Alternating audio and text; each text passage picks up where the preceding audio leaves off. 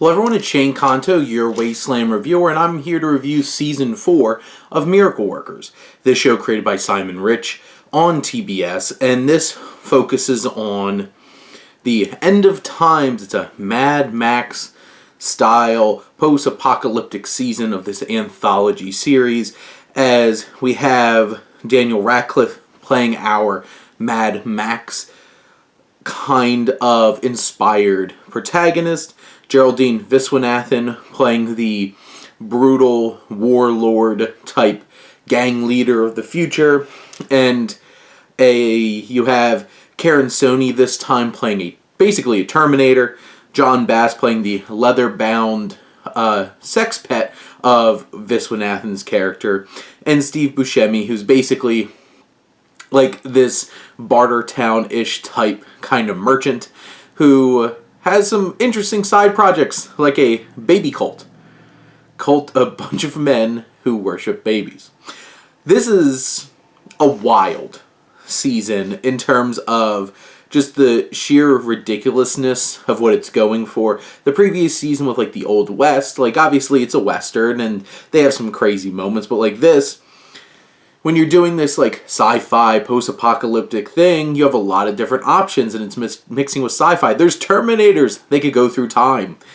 And at the core of this, you have this relationship, this romance brewing between Radcliffe and Viswanathan's characters, and I enjoy their chemistry a lot. I think these two actors have a lot of chemistry through each of these seasons, and you buy into their relationship, and it's the mundaneness of like wanting to go on dates and being invited for dinner parties in a post-apocalyptic world. So that kind of dynamic is fun and has some fun laughs that goes along with it.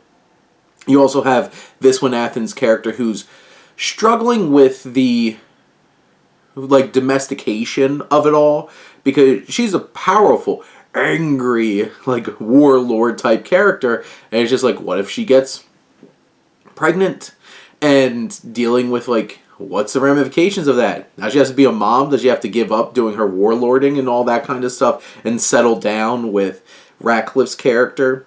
And John Bass has a lot to work with this season. He's really committed to like acting like a pet on a leash in these leather outfits, and he even has his own whole episode that kind of focuses on like toxic relationships and also other people's judgment on your own life, your own pleasures and stuff like that. So this season does delve a little bit into that.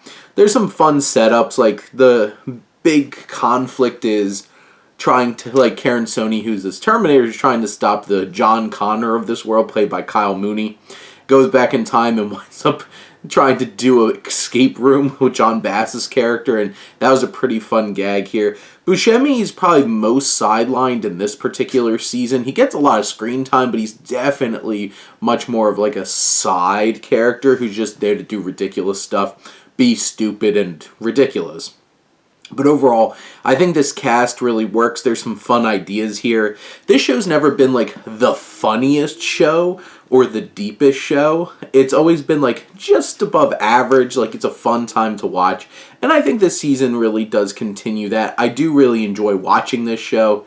You know, it just doesn't hit the heights of some other ones that really stand out. But this season, and if it's its last, I think it's a wild, crazy ride to go out on. We'll have to see if we're getting a Season 5. But those are my thoughts on Season 4 of Miracle Workers. Let me know what you think, and let's talk some TV. But thank you as always for tuning in and supporting your Wasteland reviewer.